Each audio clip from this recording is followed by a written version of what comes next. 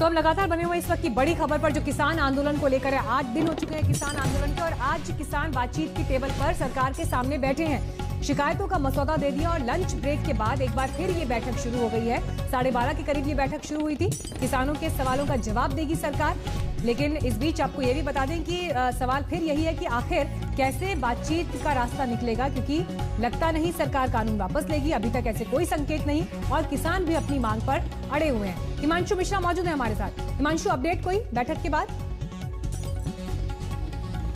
देखिए, जो अभी तक हमारी जानकारी है उसके अनुसार यही है मीनाक्षी की ब्रेक के बाद जो है, जो सवाल किसानों ने उठाए हैं इन तीनों कृषि बिलों को लेकर बिंदु वाइज, उन्हीं सभी सवालों का जवाब जो है केंद्र सरकार की तरफ से दिया जाएगा किसानों को कि किस जो सवाल आपने उठाए हैं उन सवालों का जवाब ये है सरकार का, और ये बिल जो है वो किसानों के लिए फायदेमंद है, ना कि नुकसान देने वाला है। लेकिन बड़ी बात यह है कि किसान जो है वो मानने को तैयार नहीं है। उन्होंने साफ साफ ये कह दिया है कि हमको जो है एमएसपी के ऊपर सरकार से लिखित आश्वासन चाहिए।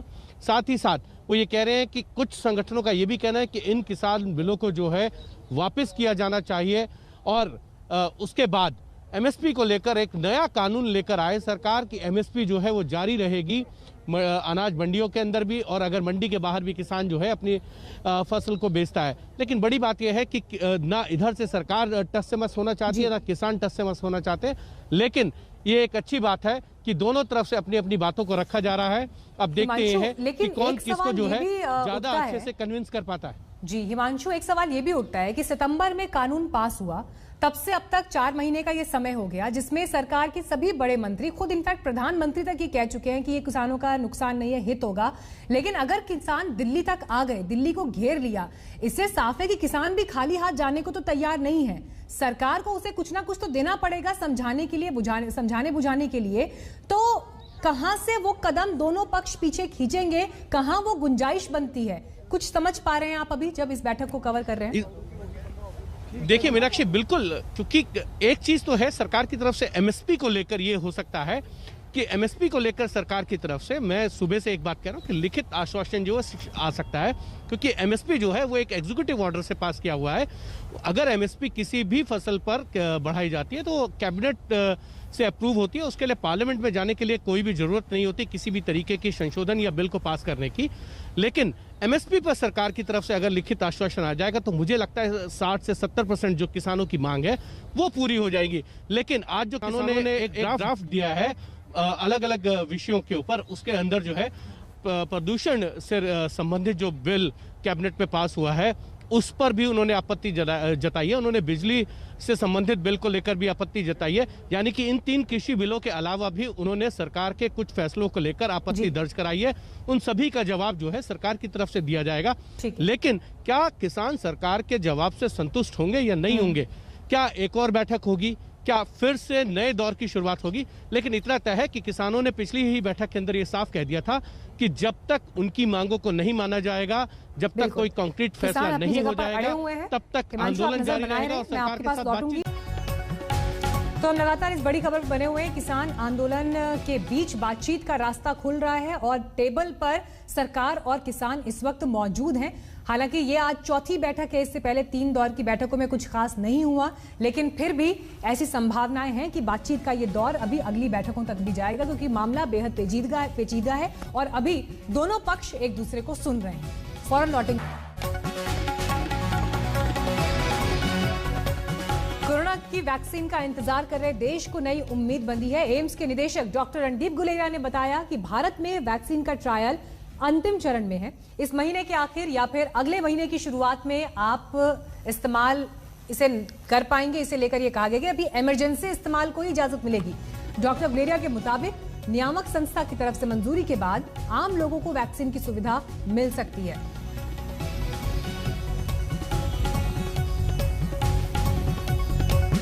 So this is great news that one vaccine finally has been approved, and in such a short span of time, within 1 year.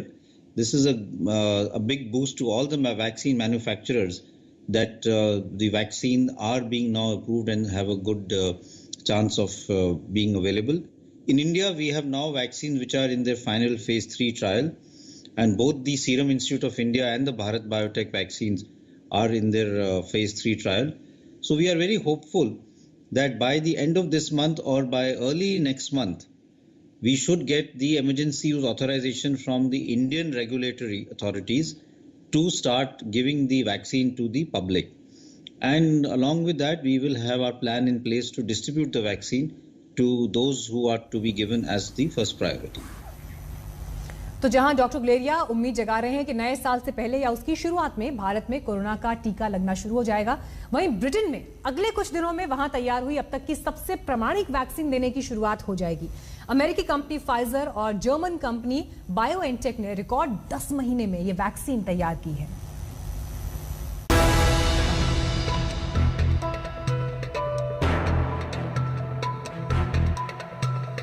Corona ने जब पूरी दुनिया में कोहराम मचा रखा है, 6 करोड़ 40 लाख लोग इसकी चपेट में आ चुके हैं। 14,81,000 लोगों की जान जा चुकी है। भारत में भी 95 लाख से ज्यादा संक्रमित हो चुके हैं और 1,38,000 लोग मौत के मुंह में समा चुके हैं। तब पूरी दुनिया और भारत के लिए एक राहत भरी खबर आई है। दुनिया में कोरोना की पहली वैक्सीन आ चुकी है, जिस पर सरकारी एजेंसी की मोहर है। ब्रिटेन में फाइजर बायोएनटेक वैक्सीन को आम लोगों को देने की मंजूरी मिल गई है। इसे अमेरिका की कंपनी फाइजर और जर्मन कंपनी बायोएनटेक ने मिलकर बनाया है। ये वैक्सीन कोरोना वायरस के खिलाफ 95% तक असरदार है। ब्रिटेन में अगले कुछ दिनों में आम लोगों को वैक्सीन देने की शुरुआत हो जाएगी। वैक्सीन को लाइसेंस देने वाली ब्रिटेन की medicine and health care product regulatory agency ने इसे सुरक्षित करार दिया है। Fantastic news. The MHRA, the fiercely independent regulator, has clinically authorised the vaccine for rollout. The NHS stands ready to make that happen. So from early next week, we will start the programme of vaccinating people against COVID-19 here in this country. Britain ने vaccine की 4 crore dose का order दे रखा है। ये 2 करोड़ लोगों के टीकाकरण के लिए काफी है। हर किसी को वैक्सीन की 2 खुराक दी जाएगी। पहला डोज लेने के 21 दिन बाद दूसरा डोज दिया जाएगा। ब्रिटेन के स्वास्थ्य मंत्री ने उम्मीद जताई है कि अगली गर्मियों तक ब्रिटेन में हालात काफी बेहतर हो जाएंगे। 40 मिलियन डोजेस सरकार ने ऑर्डर करी हैं फाइजर वैक्सीन की, जो फाइजर बेल्जियम से बनकर यहाँ यूके में आ रही हैं। 1 मिलियन इस महीने के अंत तक और यहाँ पर होंगी। फिर भी ये पूरे सभी लोगों के लिए पूरी नहीं पड़ेंगी, इसीलिए सबसे पहले जो कतार में खड़े हैं वैक्सीन के वो है सोशल केयर होम के लोग और वहाँ के वर्कर्स, और उसके बाद 80 साल से ऊपर लोग और हेल्थ केयर वर्कर्स यानी डॉक्टर्स और नर्सेज जो फ्रंट लाइन वर्कर्स हैं, जो लोगों का ध्यान रखते हैं। 10 महीने रिकॉर्ड 10 महीनों में तैयार की गई इस वैक्सीन ने यूके को पूरी वैक्सीन की होड़ और कतार में सबसे आगे खड़ा कर दिया है। हालांकि ब्रिटेन के सामने अभी कई चुनौतियां हैं, क्योंकि जिस तरीके से इस वैक्सीन को बनाया गया है और इसके रखरखाव की जो शर्तें हैं वो बेहद मुश्किल है। ये वैक्सीन mRNA यानी मैसेंजर RNA तकनीक से बनी है। ये शरीर में कोविड-19 से लड़ने की क्षमता पैदा करती है। इसके लिए वो कोविड-19 के वायरस से आनुवांशिक कोड के एक छोटे टुकड़े का इस्तेमाल करती है। इससे पहले कभी इंसानों को mRNA वैक्सीन देने की इजाजत नहीं दी गई थी। इस लिहाज से ब्रिटेन का ये फैसला ऐतिहासिक है। इस वैक्सीन को -70 डिग्री सेल्सियस पर रखना होता है। वहीं mRNA तकनीक बेहद मुश्किल होती है, लिहाजा इस तरीके से बनी वैक्सीन काफी महंगी होती है। ब्रिटेन जैसे विकसित और ठंडे देश के लिए ऐसे इंतजाम करना और इतना खर्च उठाना मुश्किल नहीं है। ऐसे में वैक्सीन के आने की खबर जहां ब्रिटेन और दुनिया के कई देशों के लिए अच्छी है, वहीं जानकारों के मुताबिक ऐसी वैक्सीन भारत की परिस्थितियों में कारगर नहीं है। यहाँ कश्मीर से कन्याकुमारी तक अलग अलग तापमान है। दूरदराज के इलाकों में बिजली तक नहीं है। ऐसे में -70 डिग्री सेल्सियस तापमान की कोल्ड चेन को बनाए रखना लगभग असंभव है। सबसे अच्छी बात इंडिया की वैक्सीन की और फाइजर की ये है, डिफरेंस जो है कि फाइजर की जो वैक्सीन है इसको प्रिजर्व करने में रियली डिफिकल्ट है। -70 to -80 डिग्री पे करना पड़ेगा, लेकिन भारतीय जो बना रहे हैं ये इंडियन सिचुएशन को देखते हुए, इतना रेफ्रिजरेशन -70-80 इज वेरी एक्सपेंसिव, दूर दराज गाँव में कैसे जाएगा। इस सब के बावजूद भारत के लिए एक खबर अच्छी है कि कोरोना वायरस के खिलाफ आखिरकार एक वैक्सीन आ गई है। भारत भी वैक्सीन लाने की रेस में ज्यादा पीछे नहीं है। देश में कुछ वैक्सीन ट्रायल के अंतिम चरण में है। फरवरी तक देश को अपनी वैक्सीन मिल जाने की उम्मीद है। देरी होने की वजह एक ही है कि ये वैक्सीन असरदार भी हो और सुरक्षित भी। आज तक ब्यूरो। तो ये एक बड़ी खबर है जिसका इंतजार भारत में भी था और डॉक्टर रणदीप गुलेरिया जो कि एम्स के डायरेक्टर हैं, जब उनकी तरफ से ये कहा गया है कि एक अच्छी खबर सामने आई है कि जल्द ही भारत में भी वैक्सीन दी जा सकेगी, सिर्फ इंतजार है परमिशन का, तो ये अपने आप में उस इंतजार को खत्म करने की दिशा में एक कदम जरूर। जब ये लग रहा था कि कोरोना संक्रमण के दौर में आखिर कब भारत को अच्छी खबर मिलेगी, तो देश में जो वैक्सीन बन रहे हैं वो आखिरी चरण के ट्रायल तक पहुंच गए हैं। So this is great news that one vaccine finally has been approved, and in such a short span of time, within 1 year. This is a big boost to all the vaccine manufacturers that the vaccine are being now approved and have a good chance of being available. In India, we have now vaccines which are in their final phase 3 trial, and both the Serum Institute of India and the Bharat Biotech vaccines are in their phase 3 trial. So we are very hopeful that by the end of this month or by early next month, we should get the emergency use authorization from the Indian regulatory authorities to start giving the vaccine to the public. And along with that, we will have our plan in place to distribute the vaccine to those who are to be given as the first priority. रूस के राष्ट्रपति Putin ने भी अपने देश में corona vaccine Sputnik को लोगों को लगाए जाने का आदेश दे दिया है। वहीं भारत भी वैक्सीन बनाने की दहलीज पर खड़ा है।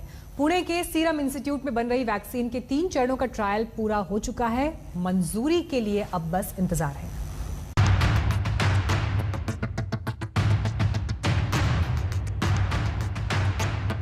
वैक्सीन को लेकर भारत के पास जैसा अनुभव है वो दुनिया के बड़े बड़े देशों को भी नहीं है।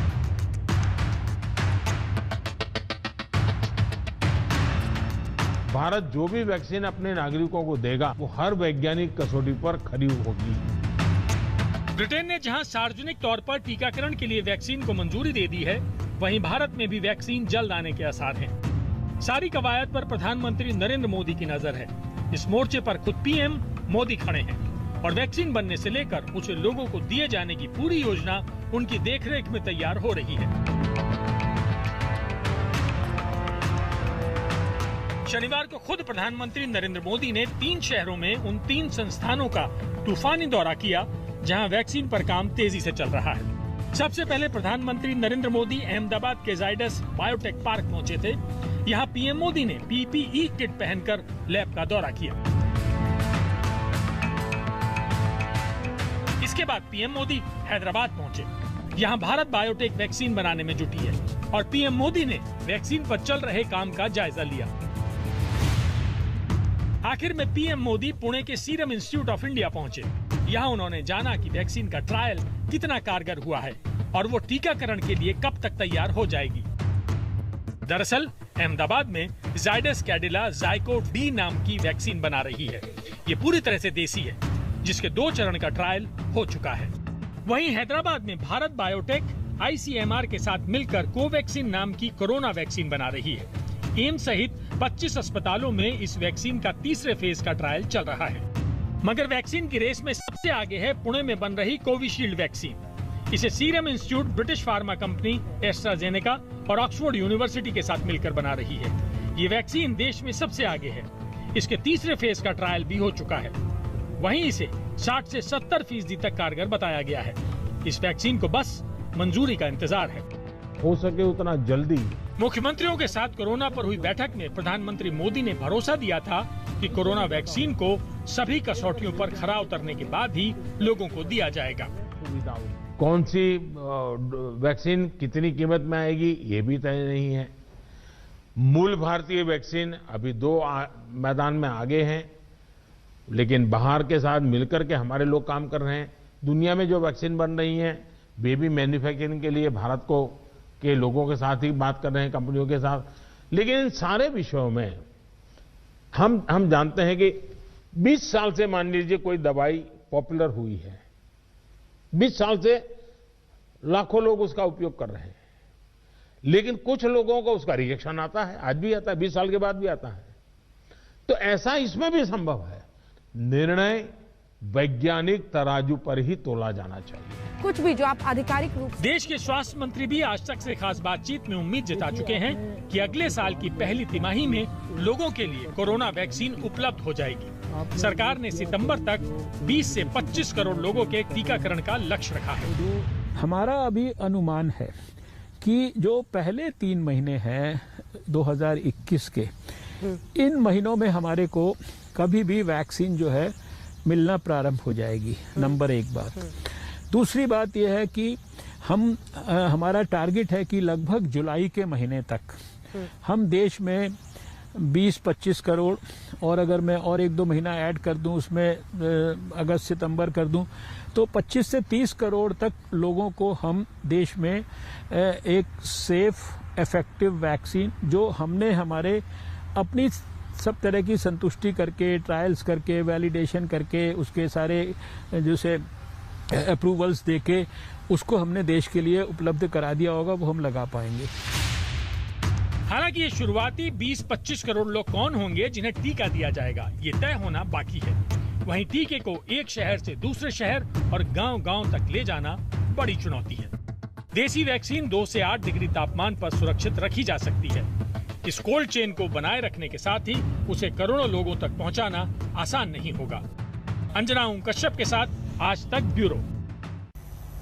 पहले ऐसे कहा जा रहा था कि देश में हर किसी को कोरोना का टीका लगाया जाएगा, लेकिन अब सरकार का प्लान बदल गया है। सरकार 30 से 40 करोड़ लोगों को ही वैक्सीन लगाएगी। ये लोग कौन होंगे और कैसे इन्हें टीका लगाया जाएगा, इसकी एक-एक जानकारी 2 हफ्ते बाद सरकार की गाइडलाइन में दी जाएगी।